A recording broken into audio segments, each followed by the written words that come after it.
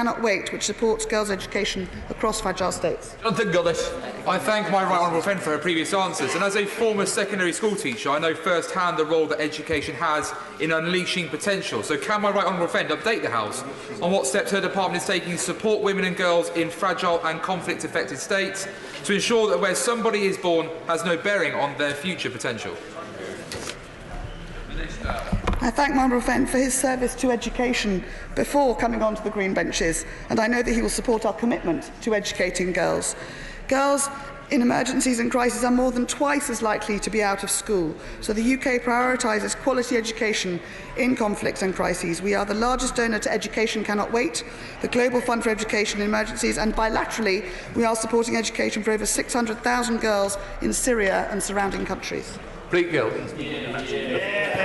Mr. Speaker, I welcome the Secretary of State to her place. International Women's Day is a focal point of the year to celebrate the movement for women's rights and gender equality, and we welcome her department's focus on girls' education.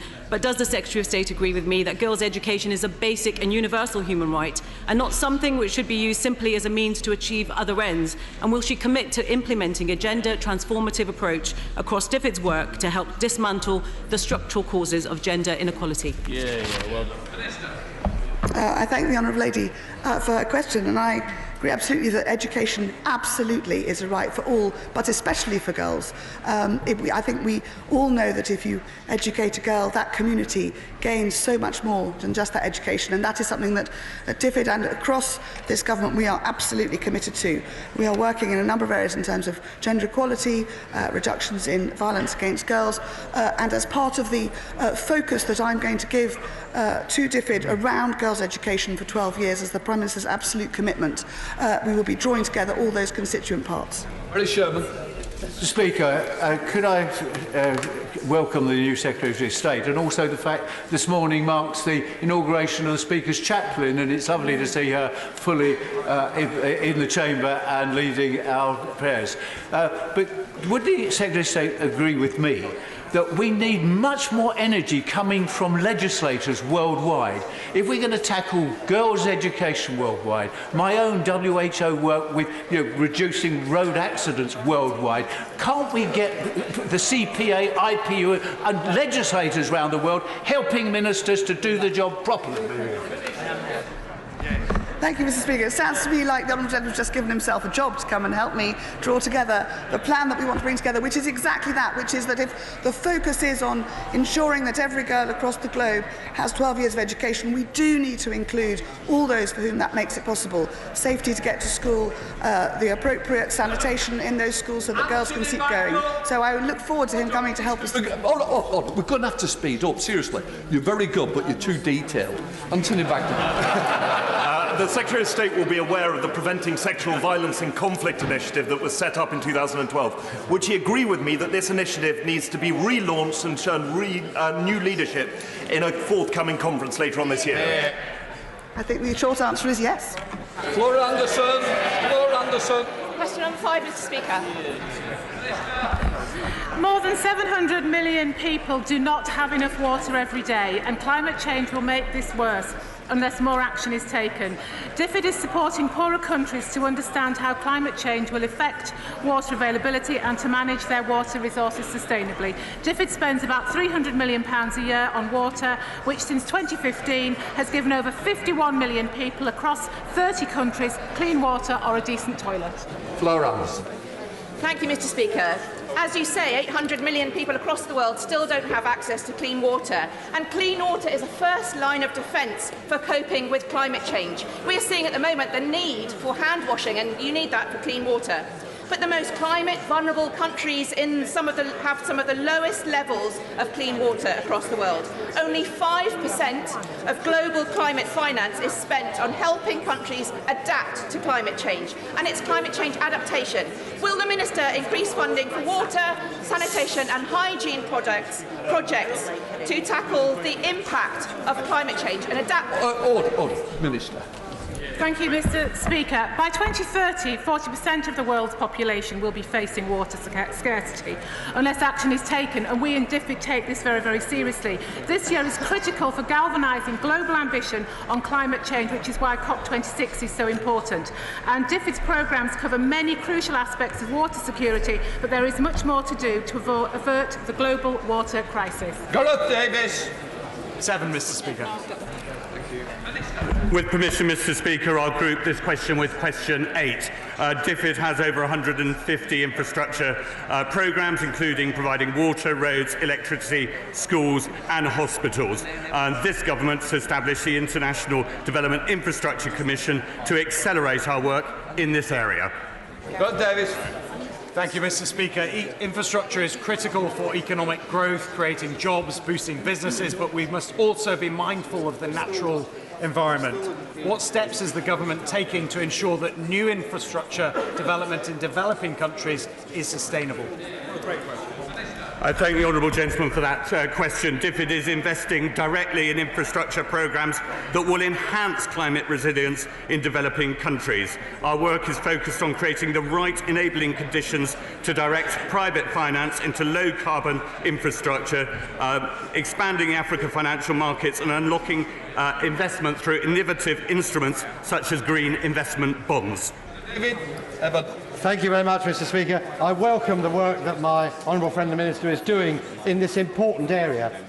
As we look to the UN Climate Summit in Glasgow later this year, can he update the House on work with countries across Africa to help them develop their clean energy potential? I thank the honourable gentleman for his passion for Africa. We are committed to working with African countries to boost renewable energy potential and cleaner energy alternatives. For example, Mr. Speaker, the Africa Clean Energy Programme is working in over 15 countries to increase deployment of off-grid renewable energy.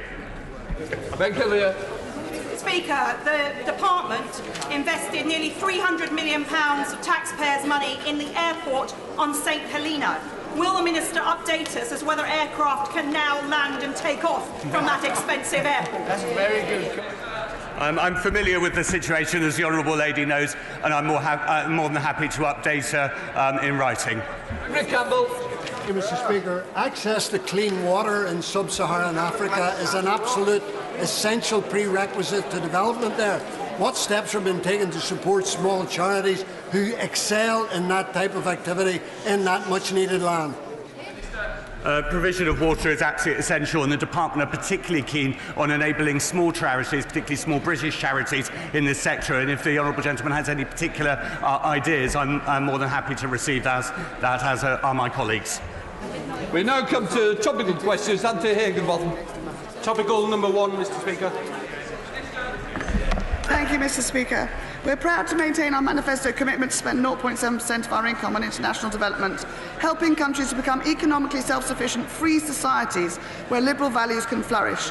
And this is firmly in our own interests. The climate change challenges, alongside championing 12 years of girls' education and preventable diseases, it will be our focus.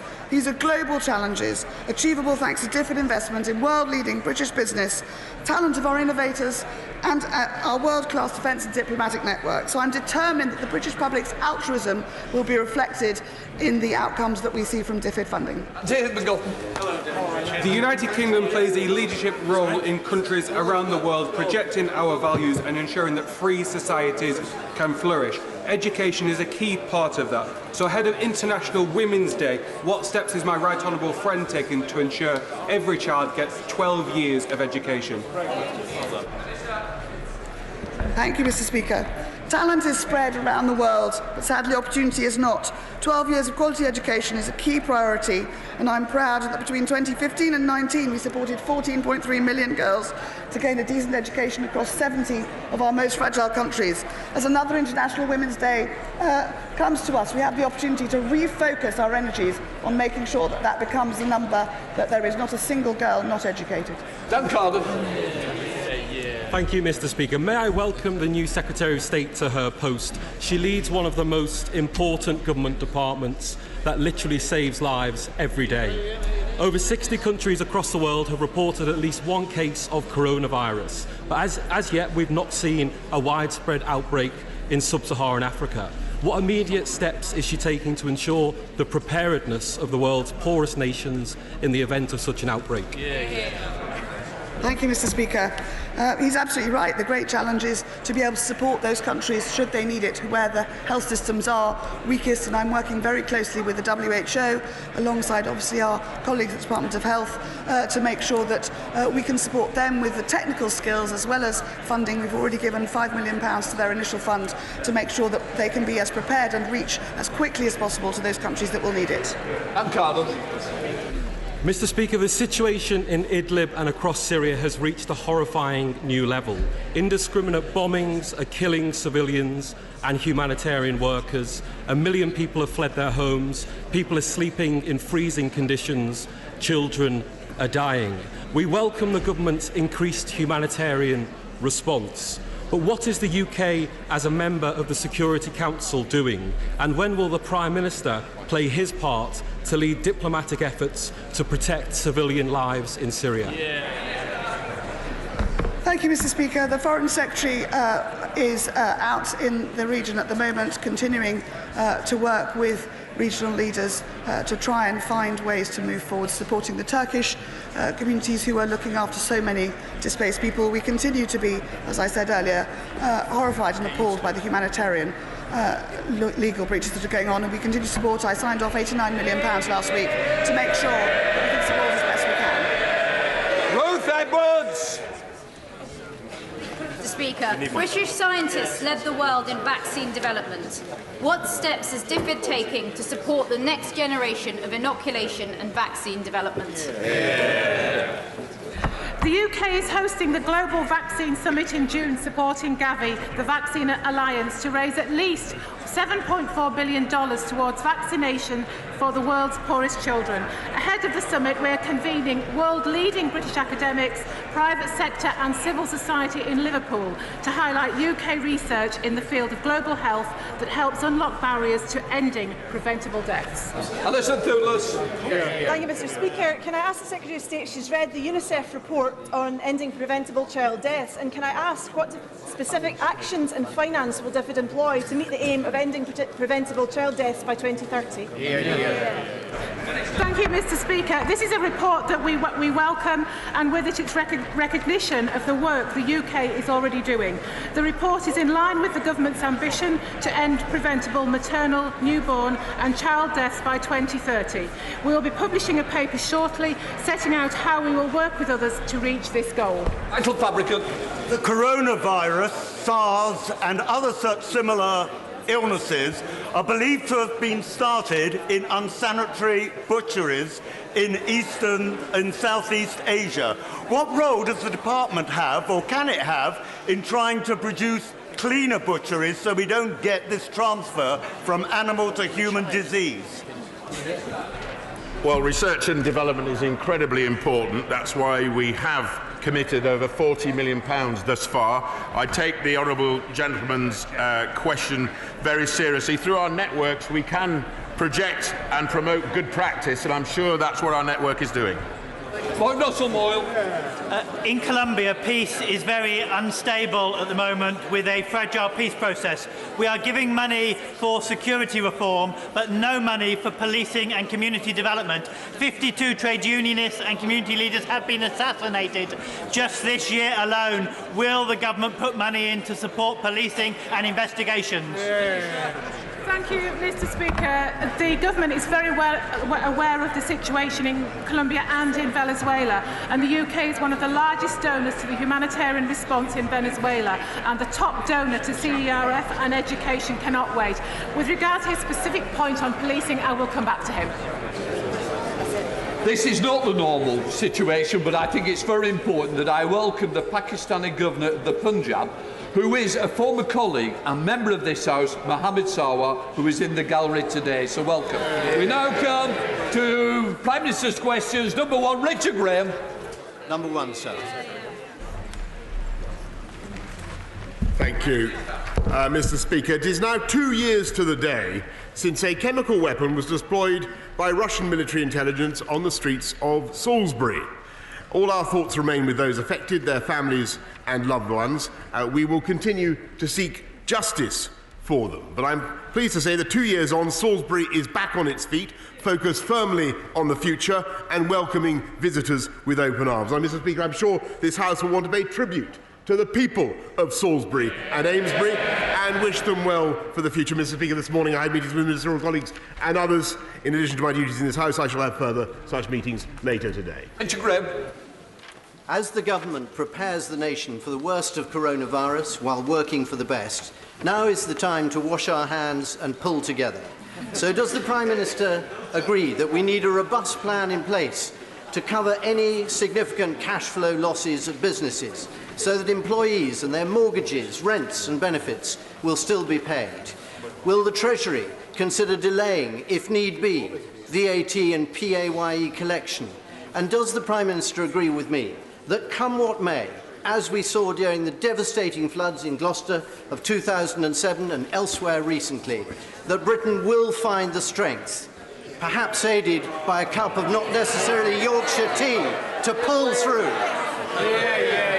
Well, my right honourable friend is entirely right. We're, of course, monitoring the situation closely and are prepared to support individuals, businesses and the economy to maintain economic confidence, quite rightly, and our action plan, our battle plan, points to mitigations that already exist, such as HMRC's time to pay, which is there on a case-by-case basis to support firms struggling with payments. The opposition, Jeremy Corbyn. Thank you, Mr. Speaker. Mr. Speaker, I'm sure the whole House will join me in congratulating the Prime Minister and his partner on the news that they're expecting a baby.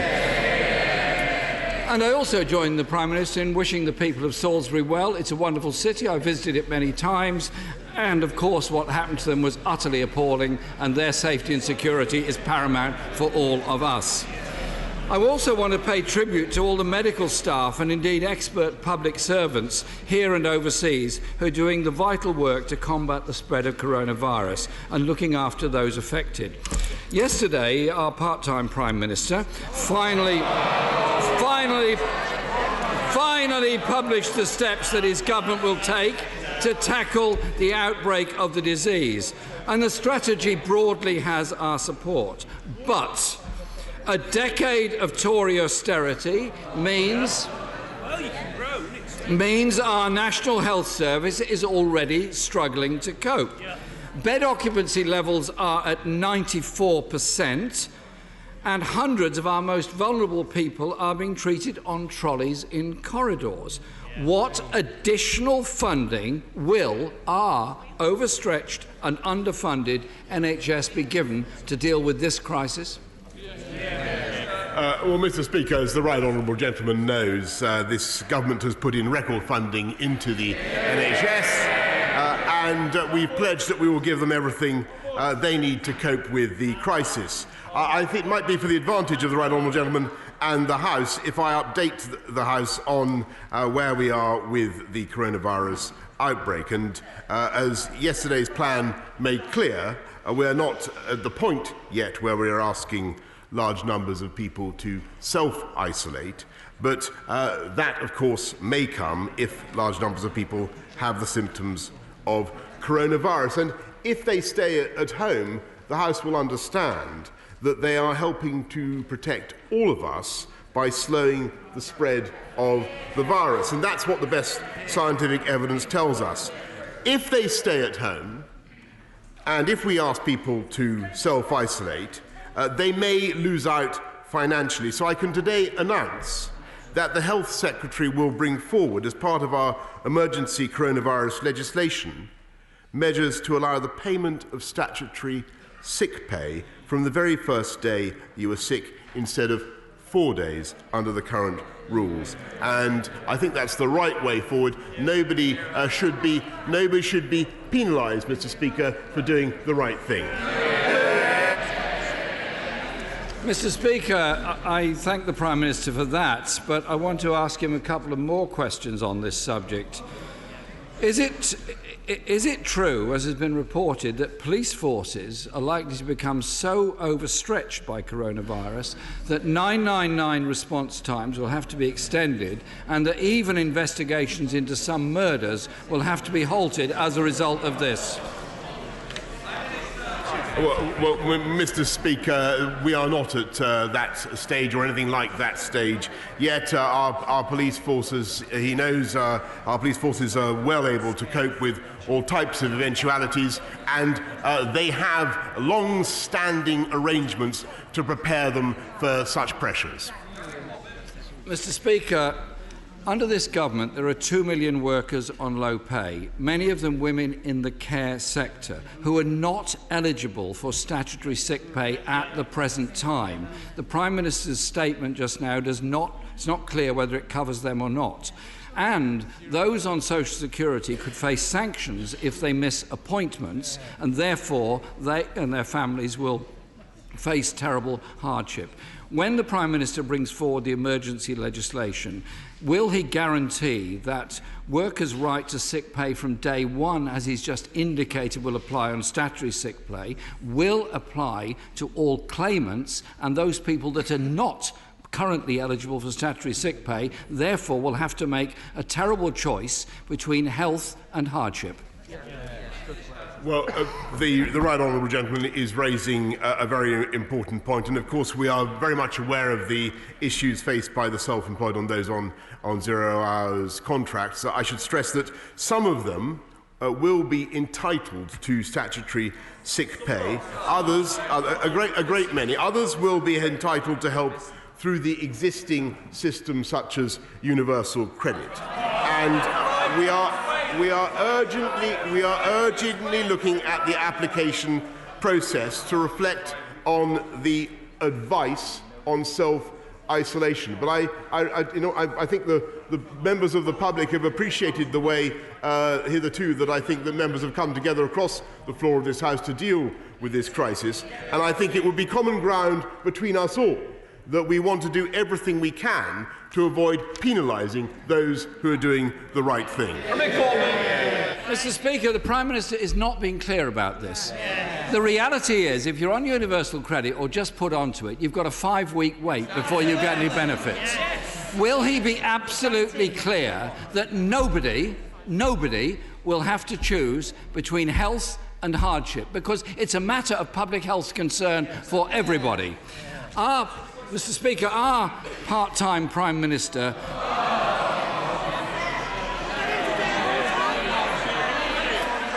failed to turn up on Monday to answer a question about a breach of the ministerial code.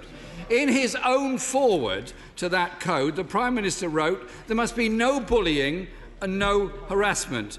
Will he now commit to an independent investigation into the Home Secretary's conduct, led by an external lawyer, and commit to a date when its findings will be made public?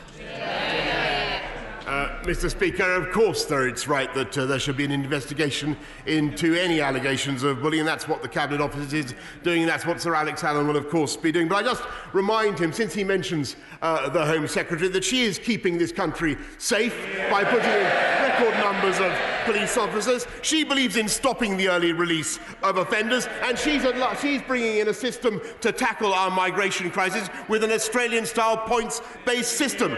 He would scrap stop and search. He believes in getting rid of our security services, and he certainly wouldn't tackle our immigration system, Mr. Speaker. Jeremy Corbyn. It's about whether he will release the findings of an investigation into the Home Secretary's behaviour. I repeat to him, a government cannot be judge and jury over its own conduct. There has to be an independent element to that investigation. Overnight, Mr. Speaker, further allegations have emerged that the Home Secretary repeatedly harassed and humiliated her private secretary while she ran the Department for International Development. If this is true, this suggests a shocking and unacceptable pattern of behaviour across 3 government departments. On each occasion, tens of thousands of pounds of hard-earned taxpayers' money has been spaffed up the wall to buy their silence. Was the Prime Minister aware of these allegations? And if he was, why did he appoint her? Mr. Speaker, I'm really going to repeat the point I just made. The Home Secretary is doing an outstanding job. I have every confidence in her. if there are allegations, of course it is right that they should be properly investigated by the Cabinet Office, and that is what is happening. But I take no lessons about bullying, Mr. Speaker, from the leader of a party where female MPs were bullied so badly in the matter of anti-Semitism they actually left the party, and where the Shadow Chancellor has still not apologised for his call for a member of our party to be lynched. The Prime Minister, Mr. Speaker, the Prime Minister said if there are allegations. Is he completely unaware of all the allegations that have been made over the last few days? Is he completely unaware of the resignation of a permanent secretary because of his treatment by the Home Secretary? Mr. Speaker, we have a part-time Prime Minister who barely turns up but is determined to cover up for bullies in his government. There can't be one rule for workers across this country and another one for him and his ministers. When his Home Secretary has been accused of repeated bullying and harassment, leading to hard-working staff attempting suicide by overdose, he gave her his full support. How can the people of this country have faith in a Prime Minister who can't be bothered to turn up, and when he does, has no shame in defending bullying in his own government? Well, Mr. Speaker, that is the question from a full-time neo-Marxist who's failed to stamp out bullying in his own party. And actually, I'm very proud, as I say, of the record of this government just over the last 82 days. We've taken back control of our borders, our laws and our money. We've got Brexit done. We've set out a new points-based immigration system. We've put more money into people's pockets through the biggest ever increase in the living wage. We've guaranteed more funding for schools by increasing the minimum funding for every pupil. We've restored the nurses' bursary, introduced a bill to set a record cash boost for our NHS, and ensure there will be a free hospital car parking for everybody who attends a hospital. And we're delivering gigabit broadband for the entire country. That's just, to say nothing of the police that we're recruiting, Mr. Speaker, that's just in the last 82 days. We're getting on with delivering the people's priorities. My constituents in East Surrey care enormously about climate change. Would my right honourable friend agree that yesterday's news that the UK carbon emissions have been reduced by a third over the last 10 years is a fantastic and important Conservative achievement? And will he set out his plans to continue this progress? I will indeed. I thank my honourable friend. I will today chair the first ever Cabinet Committee on Climate Change in recognition of this government's revolutionary commitment to cut to net zero by 2050, one of the many ways in which the government is leading Europe and the world in tackling climate change. Ian Blackfoot. Thank you, Mr. Speaker. And like the Prime Minister, I note the 2-year anniversary of the terrible attack in Salisbury, and it's important on these matters and other crises that we face, such as coronavirus, where appropriate, that we do stand together. Mr. Speaker, coronavirus is causing deep and genuine concern across society. We know that up to 80% of the population are at risk of infection. All of us must provide clear, calm and practical leadership in the days, weeks and months ahead. In the past few days, Scotland's First Minister, the Scottish Government and the Westminster Government have been working closely together to put plans in place to protect all of our people. Yesterday, the Governor of the Bank of England suggested a financial bridge may be available to assist markets through any volatility. If there is a financial bridge for markets, can the Prime Minister tell us, will there be a financial bridge for all workers and indeed those that rely on benefits that should not risk the threat of sanction if they can't make appointments? Well, I thank the right honourable gentleman for the excellent cooperation that Scotland, indeed all the devolved administrations, have given in preparing the battle plan. And yes, and really to recapitulate my answer to the right honourable gentleman, we will take every step that we can to ensure that businesses are protected, that the economy remains strong, and that no one, whether employed or self-employed, whatever the status of their employment, is penalised for doing the right thing. Blackford. Well, I thank the Prime Minister for that answer, and I commit my party and our government in Scotland to work constructively together. Of course, people are worried about their health, but there are millions of workers who are worried about the consequences for their incomes, their job securities and their families. What I do ask is that the Prime Minister gives specific guarantees, and certainly we will work together with the SNP in pushing for emergency legislation, but clarification that all workers will be fully protected from the first day of sickness, and that those payments should be up to the level of the real living wage. You're here. And emergency legislation to guarantee that staff that are asked to self-isolate and their businesses are fully supported. That is the leadership that is required, and I ask if the Prime Minister will commit himself to working constructively with all of us to that end. Well, again, I thank the right honourable gentleman for the spirit in which he raises the question. He will have seen from my earlier answer that what we are indeed doing is advancing the day on a temporary basis, advancing the day by which you are eligible for statutory sick pay from the pay from the fourth day to the first day. I think that is the right thing. And again, I repeat, we will support business. We will make sure that we keep the economy strong. No one should be penalised for doing the right thing. And I'm sure that my right honourable friend, the Chancellor, will be happy to engage you with further conversations with him about the detail of how we propose to do that. Thank you, Mr. Speaker. Tomorrow is St Piran's Day, when Cornish men and women around the world will be celebrating our national saint and all things Cornish. St Piran is also the patron saint of tin mining, but mining is not just something assigned to Cornish history. Is the Prime Minister aware that significant deposits of lithium have been identified in Cornwall, which provides the opportunity of levelling up the Cornish economy and providing the UK with a domestic supply of this critical mineral? Will the Prime Minister commit his government to enabling Cornwall to make the most of this opportunity and wish all Cornish men and women a happy St Piran's Day? Well, thank you, Mr. Speaker. This country, as my honourable friend knows, leads the world in battery technology, and it is a wonderful thing that Cornwall is indeed boasts extensive resources of lithium, and we mean to exploit them. I know that there is no more passionate champion of Cornwall. I wish him a happy St Piran's Day and Kerno Bisvicken, Mr. Speaker.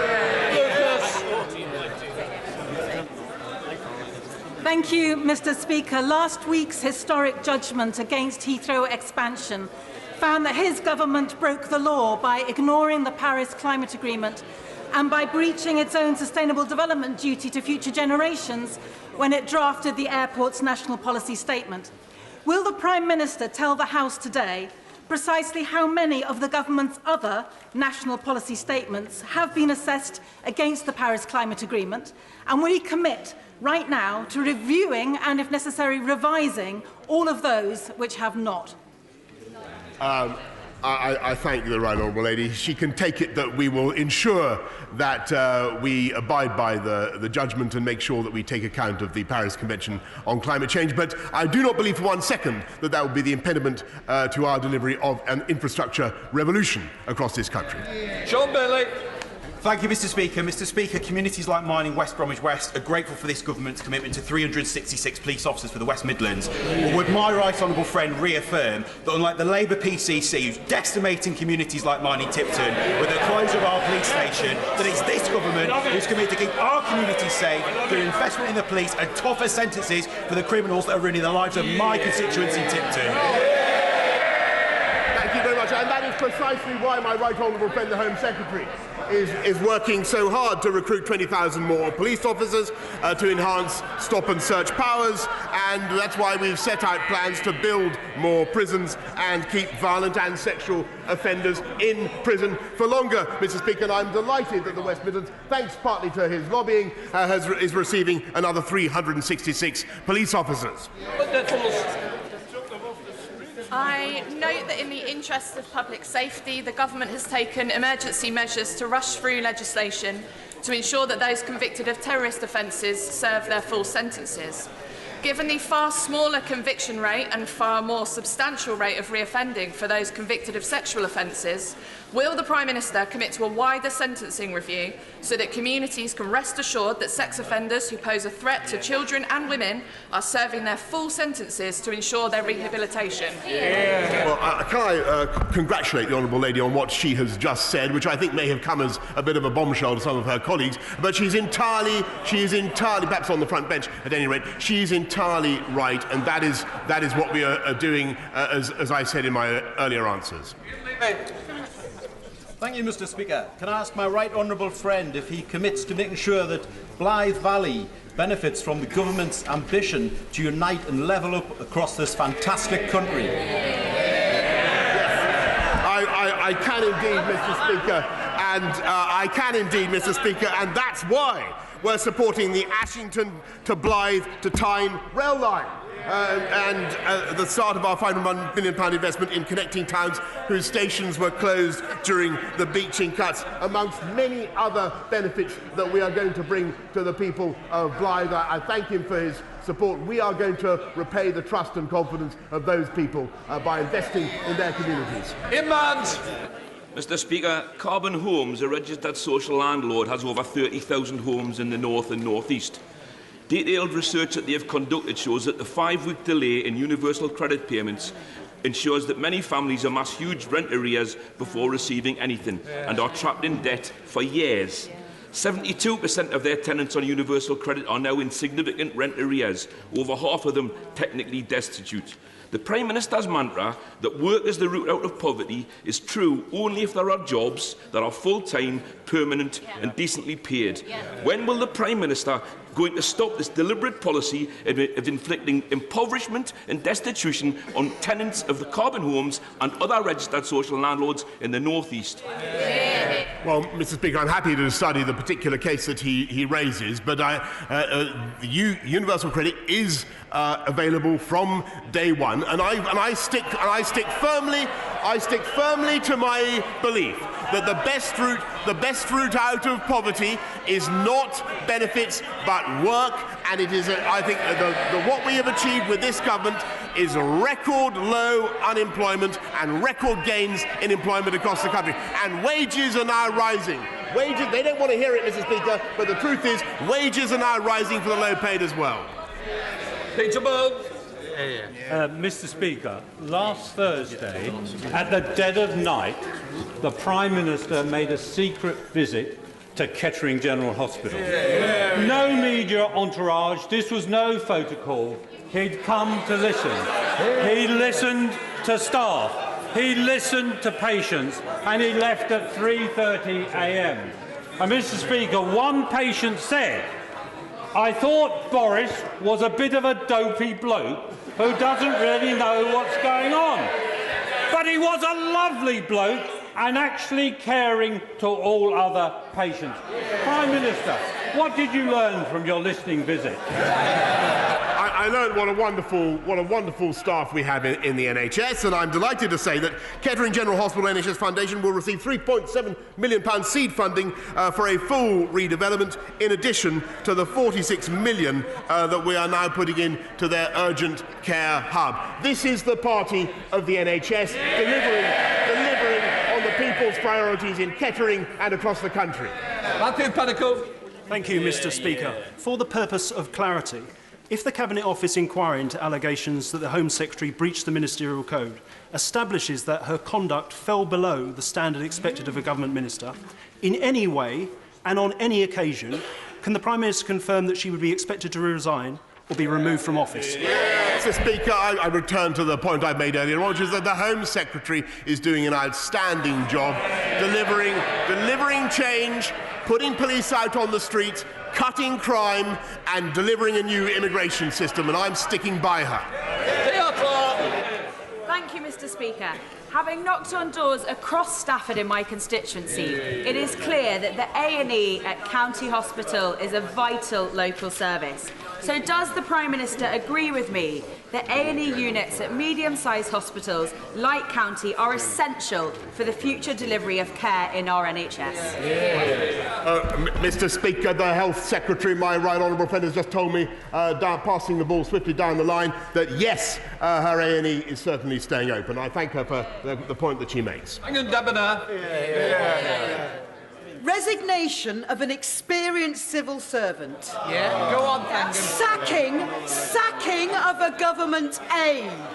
With this government, it seems that allegations of bullying or just being incompetent get you promoted, whereas standing up to it, you lose your job. What does this say about this Prime Minister? Mr. Speaker, I loathe bullying, but I'm not taking any lessons. I'm not taking any lessons from a party that has presided over systematic bullying and discrimination against those who stick up for the Jewish community and for Israel in this country. And we've still yet to hear a proper apology from the Labour Party, from the Labour leadership, for what they've done. Mr. Speaker, the Taliban have resumed their attacks in Afghanistan, and today the US have undertaken defensive airstrikes, undermining the fragile peace deal which will see the release of thousands of prisoners and the continued export of opium to extremism. Does my right honourable friend share my concerns that no peace deal can bypass the Afghan government, and give me his assurances that we will stand shoulder to shoulder with Afghan women who have already lost their lives just to fight for dignity under Taliban rule? We of course stand shoulder to shoulder with the government of Ashraf Ghani, and she is right, by the way, in what she says about women in Afghanistan. It is one of the great achievements of this country, despite all the sacrifices that we experienced in the operations in Helmand, that millions of women in Afghanistan were helped into education thanks to the interventions of this country, and we can be very proud of what we did. Colonel Monaghan. Thank you, Mr. Speaker. We're all becoming increasingly concerned about COVID-19, the coronavirus. But every week, 650 of us come here from every part of the UK, spend several days operating in close proximity and meeting people from all over the world. We then return to our constituencies, potentially becoming the very vectors that we're trying to shut down. Parliament must stay open, but what plans does the Prime Minister have to utilise systems such as conference calls and electronic voting to ensure that we do not become part of the problem? Well, Mr. Speaker, she's raising a very important point.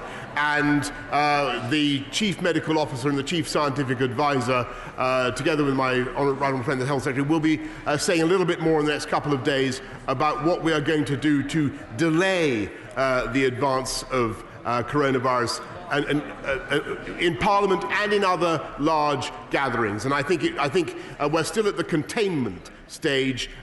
She will understand the distinction that the government is making. When we come to the delay phase, she will be hearing a lot more detail about what we propose to do with large gatherings and places such as Parliament. Alan Kearns.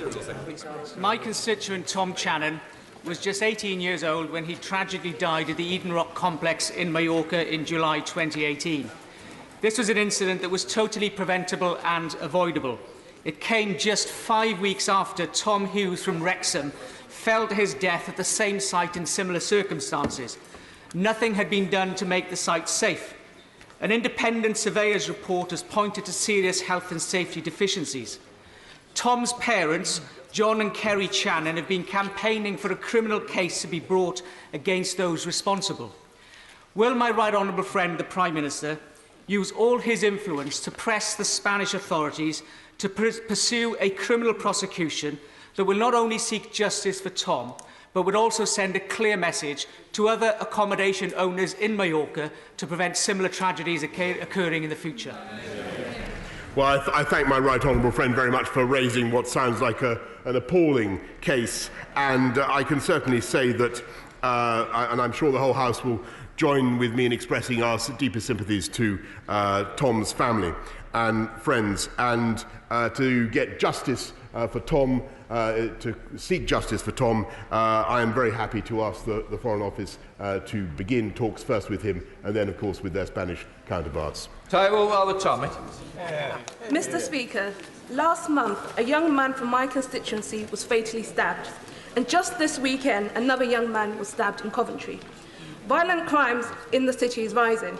Yet, I only have 10 police officers in my constituency, some of which I share with my Coventry colleagues.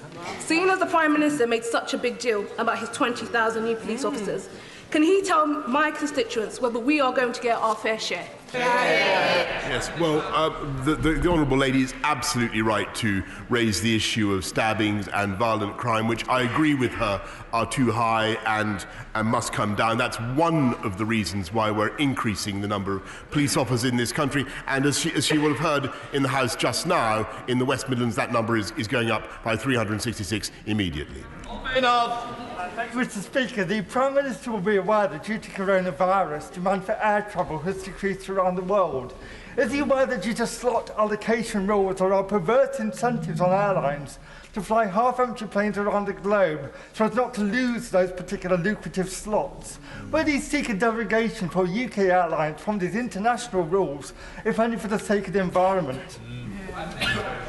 Well, my honourable friend raises a characteristically brilliant point, which I confess that it hasn't been drawn to my attention so far, but I will look at what he is saying. It certainly seems crazy that planes should be flying simply to retain the slots to which they are entitled, and we will see what we can do.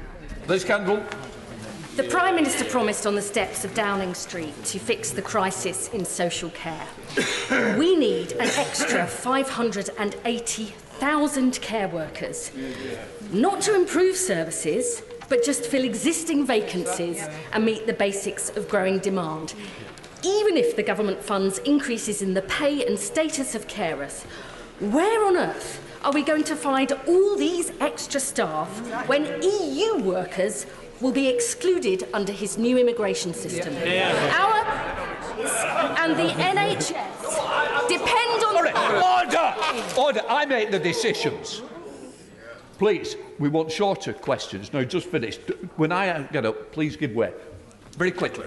Will he meet with me to discuss a special migration route into social care to stop the current crisis getting even worse? Well, I don't know quite what she means by excluding EU workers, Mr. Speaker, since there are record numbers of EU workers currently in this country, and indeed more can come until the end of the year when they can register. And I have every confidence that we will solve the issue of social care. We will be bringing forward plans very shortly, which I hope will attract cross-party support to make sure that everybody gets the dignity that they need in old age, and nobody is forced to sell their home. Sir John Hayes. Thank you, Mr. Speaker. My right honourable friend with righteous zeal has acted to curb the early release of terrorist prisoners, but he must know that those plans will put at risk by malign bourgeois liberal judicial activists. So will he, in the spirit of our wonderful new Attorney General, urge an urgent review of the legislative means they use to do their work to put our people at risk and the government's plans in jeopardy? Well, Mr. Speaker, it is certainly true that I think that people have been let out far too early, far too often. And that's why we're not only looking now into stopping the early release of serious sexual and violent offenders, but that's why we have already produced legislation to stop the early release, Mr. Speaker, of terrorist offenders. Geoffrey Donaldson. Thank you, Mr. Speaker. The Prime Minister will be aware of continuing concerns in Northern Ireland amongst business about the Northern Ireland Protocol. Will the Prime Minister agree to meet with a cross-party delegation of members of Parliament representing Northern Ireland and business representatives to discuss with us his commitment to maintain unfettered access to the UK market for Northern Ireland business? Mr. Speaker, I have no difficulty at all making such an undertaking, because, after all, it's very clear from the protocol that unfettered access for Northern Ireland will continue. Order. I have granted leave to the Right Honourable Member for South Northamptonshire to make a personal statement following a resignation from government. I remind the House that interventions are not allowed and that there can be no debate arising from such statements. I call the Right Honourable Andrea Letts. Thank you, Mr. Speaker. I want to use this personal statement to place on record what an incredible job this is, and to encourage others, particularly women, who are thinking about public service, that you really can make a positive difference. Since 2010, we've lived through 3 general elections, 3 referendums. I've worked for 3 different prime ministers and even had just 2 tilts at the top job myself. And during that time, we've learned a lot. First, there's the value of a punchy catchphrase, from long-term economic plan, remember that? To take back control, to get Brexit done, or as we like to say, got Brexit done. But it's the action behind these words that has given us the highest employment there's ever been, a superb Conservative majority, and a free and independent United Kingdom. I've also learned the value of knowing exactly what you're voting for. So, for example, colleagues, if your whip tells you as a newbie MP to go through the eye lobby and vote for something called the Fixed Term Parliaments Act, just say no. And the Chamber has learned a lot about Erskine May, from the precise meaning of forthwith to the specific purpose of an SO24, and even how a speaker should vote in the event of a tie. But the key lesson for me has been the importance of focusing on your beliefs and behaving with honour, whatever the cost. When I arrived in this place, bright-eyed and bushy-tailed, if not strictly youthful after 25 years in finance, my ambitions for what I called my 3 Bs, Brussels, banks and babies. Brussels, or Brexit, started out as an enthusiastic attempt to reform the EU from inside. I set up the Fresh Start project with my honourable friend for Daventry and my right honourable friend for Camborne and Redruth, with support from 200 colleagues. We set out the case for EU reform, but it soon became clear that that wasn't on offer, and the rest is history. Now, this time coincided with my first ever rebellion against a 3-line whip, as one of 81 Conservatives to vote for a referendum on EU membership, leading to media speculation that I had told the Chancellor, George Osborne, if you'll forgive me, Mr. Speaker, to F off. Well, I can assure you that there is only one person to whom I might be tempted to provide such frank advice, and that wouldn't include any former or current Chancellor, and certainly not any current Speaker.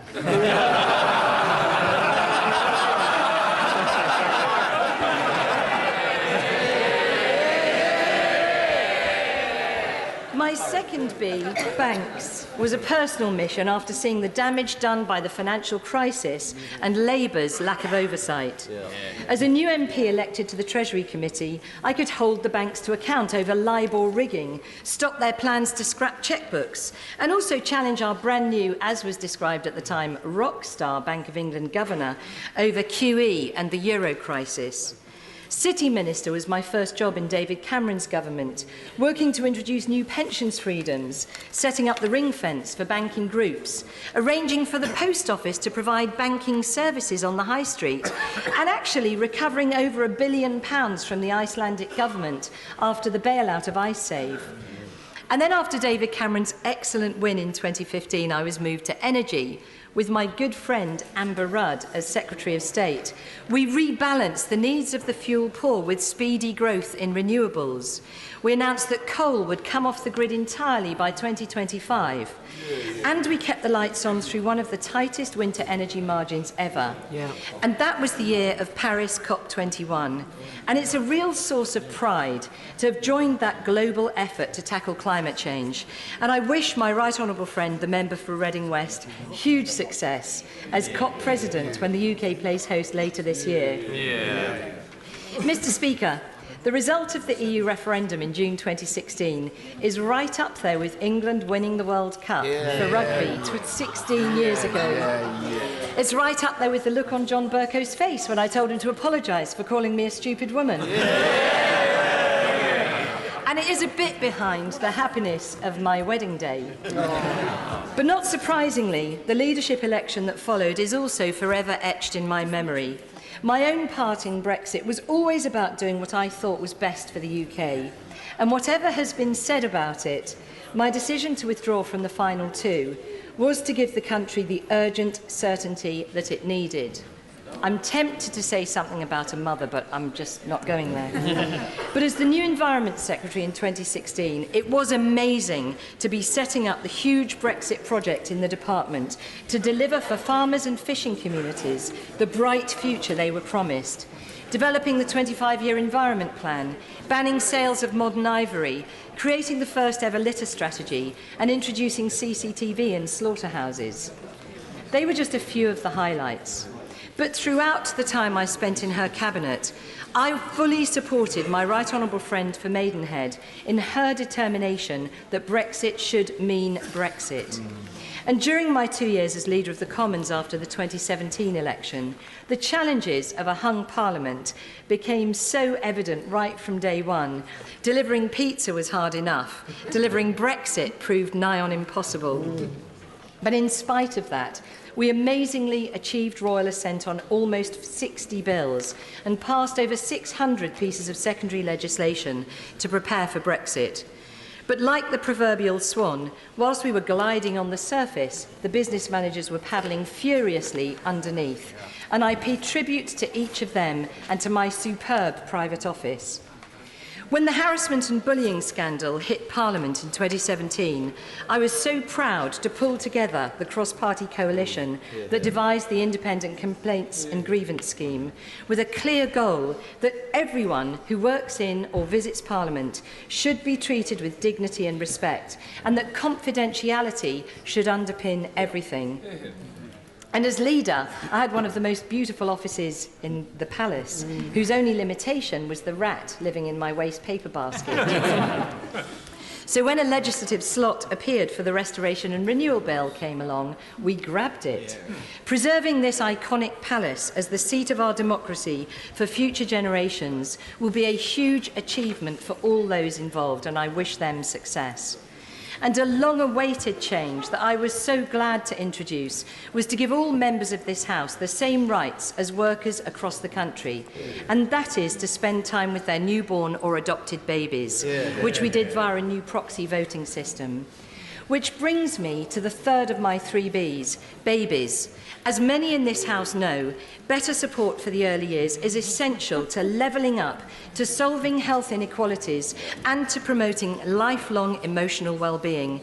In 2011, I launched the 2001 Critical Days campaign, with support from every party in this House, from many members of the other place, and from almost every early years stakeholder. Frank Field, the late Dame Tessa Jowell, the honourable members for Washington and Sunderland, for Manchester Central and for Brighton Pavilion always worked on a cross-party basis, and I'm grateful to them. I set up PIP UK as a charity that would provide support across the country for families struggling with a new baby, and I pay huge tribute to my honourable friend for East Worthing and Shoreham, who took over my early years campaigns and charity responsibilities when I joined the government, and he's done a brilliant job for so many years. And as Leader of the Commons, the former Prime Minister asked me to chair an interministerial group looking at early years, how the government could provide better support. The team spent a year researching existing provision, from health visiting to breastfeeding advice to talking therapies to parenting groups, and select committees held detailed inquiries into the impact of early years experiences on later outcomes. There is no doubt that a focus on this area could be life-changing for millions. So resigning as Commons leader last summer was a tough decision, driven by my concern that the withdrawal agreement bill, as then proposed, with the potential for a second referendum, would not have delivered our exit from the EU.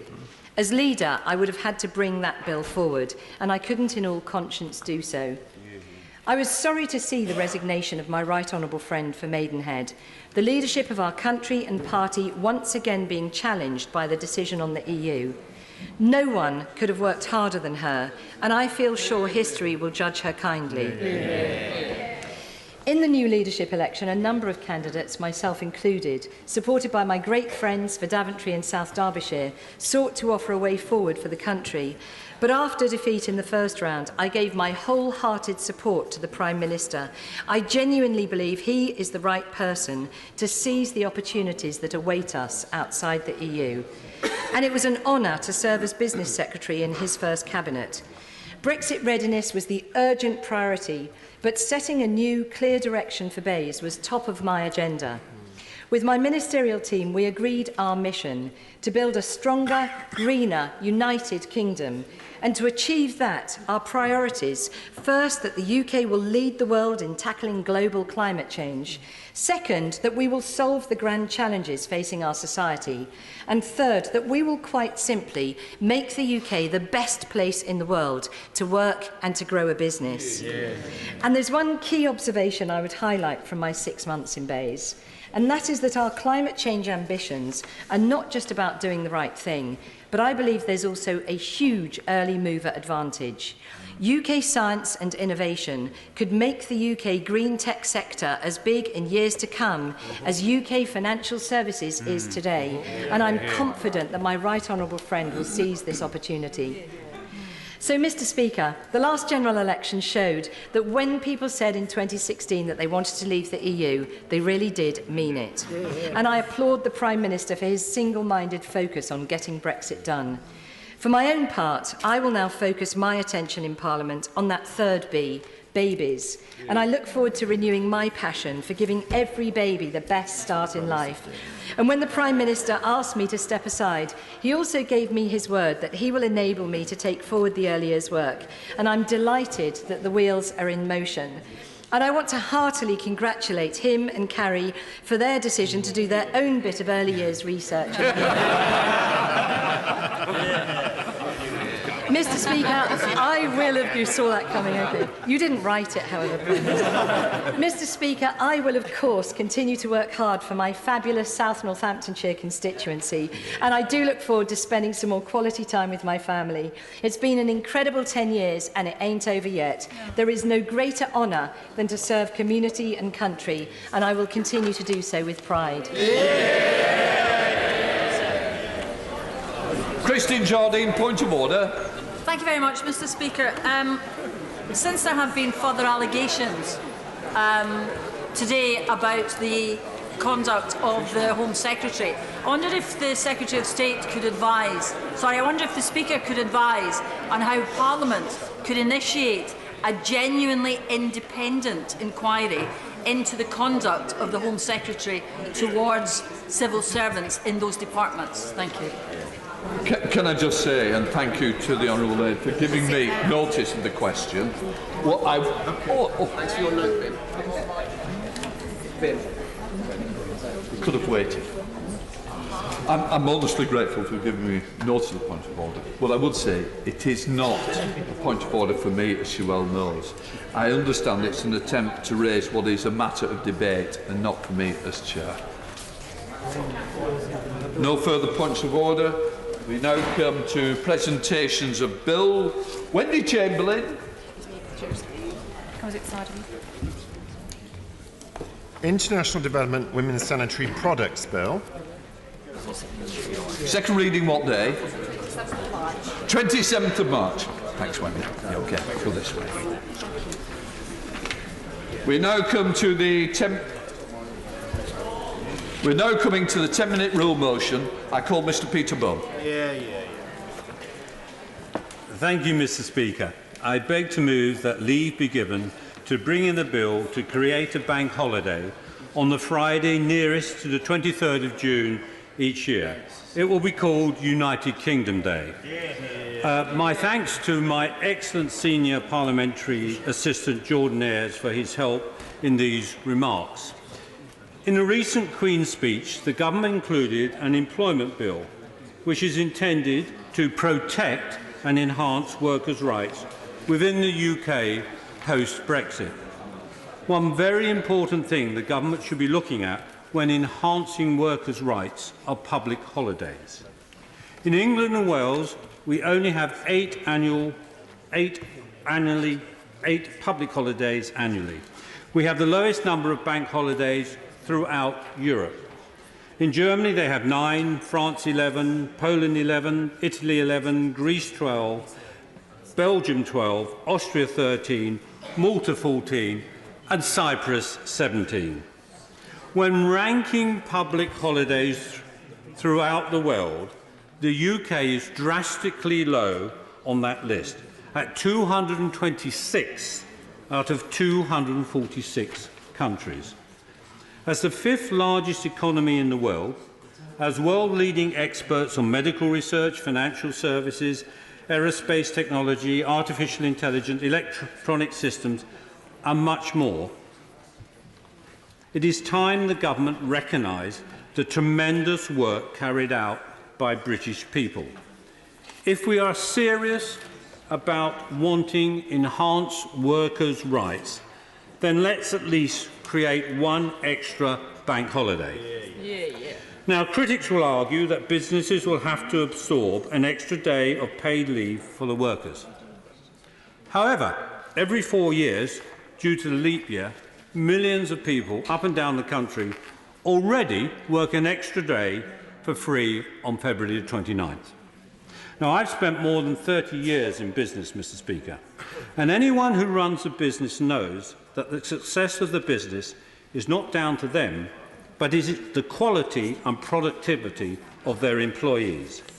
Companies don't succeed by making workers work as many hours as possible. They succeed if their employees are happy and productive.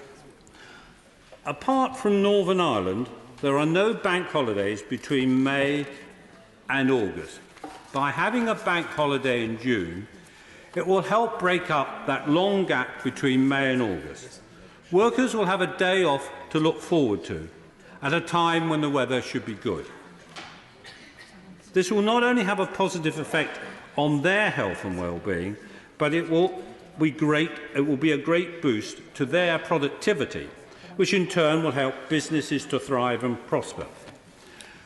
Now, there are a number of reasons why the Friday nearest to the 23rd of June each year should be the new bank holiday, and I will set out my reasons. First, the second Monday in June is Her Majesty's official birthday. As the longest-serving monarch in our history, this will be a fantastic opportunity to celebrate her service and dedication to our great country. Also, the Queen was crowned in June. Throughout that time, she has been a steadfast and devoted monarch. It will be fitting to allow the people of the United Kingdom to celebrate Her Majesty's birthday, all her wonderful achievements, and how she guides the country through all its highs and lows. Mr. Speaker, since 2003, the 23rd of June has already been recognised as United Nations Public Services Appreciation Day.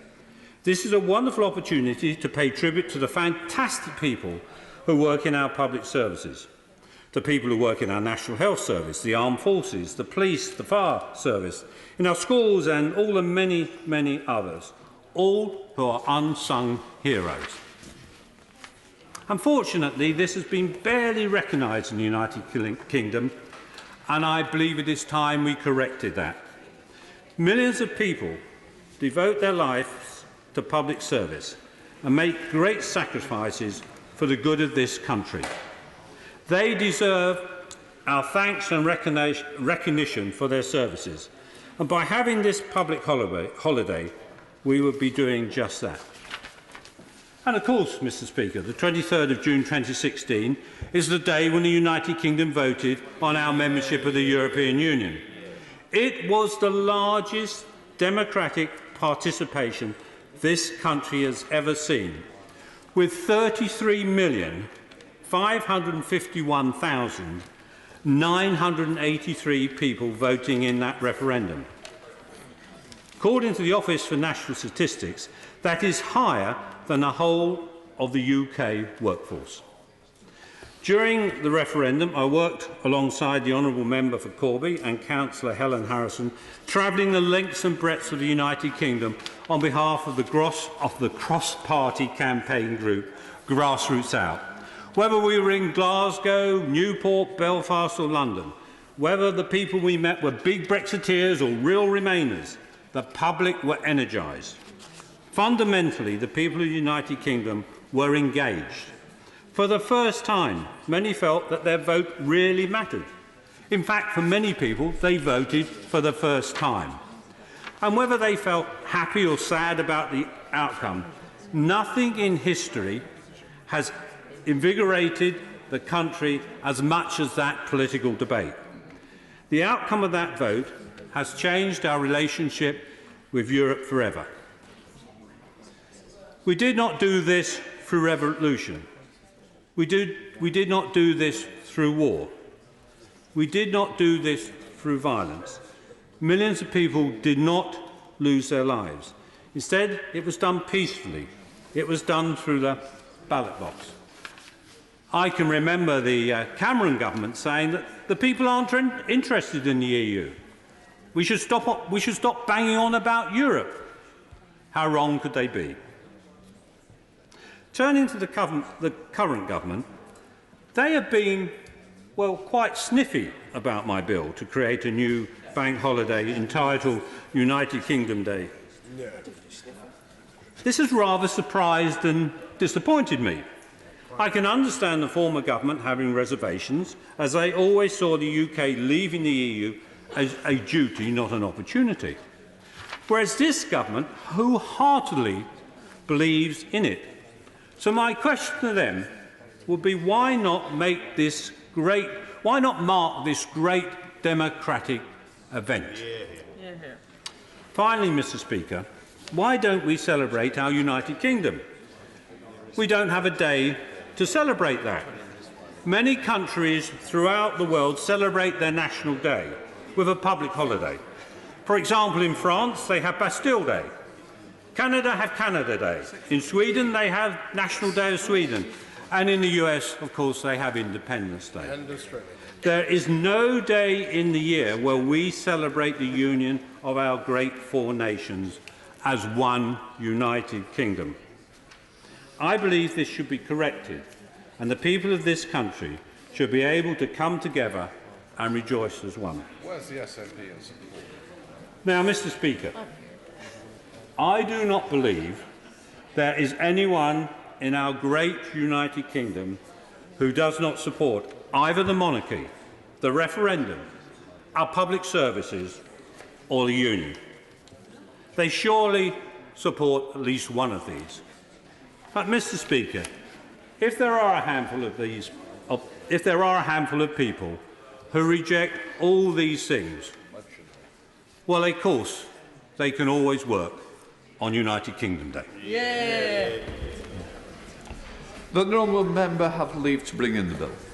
The question is that the honourable member have leave to bring in the bill. As many of that opinion say aye. Aye. The contrary, no. I think the ayes have it. The ayes have it. Who will prepare to bring in the bill?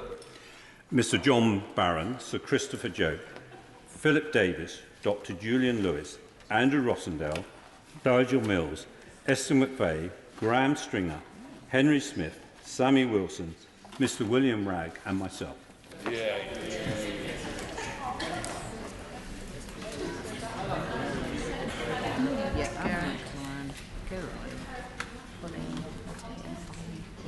That's very helpful. Thank you. That's all right.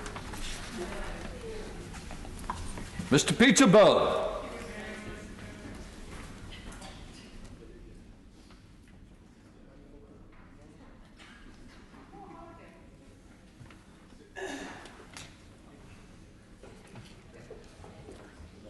June Bank Holiday Creation Bill. Second reading what day? Well, I thought, Mr. Speaker, it would be appropriate if we made it Friday the 26th of June, which, of course, would be United Kingdom Day this year. Friday the 26th of June as a possibility.